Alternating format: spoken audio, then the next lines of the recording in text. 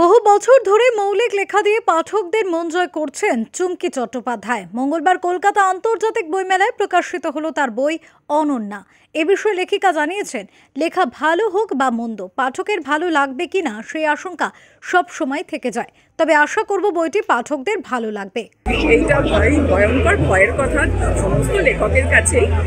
লেখা ভালো হোক মন্দ হোক, পাঠক প্রিয় হবে কিনা সেটা কিন্তু একটা সবসময় চিন্তা থেকে যায়।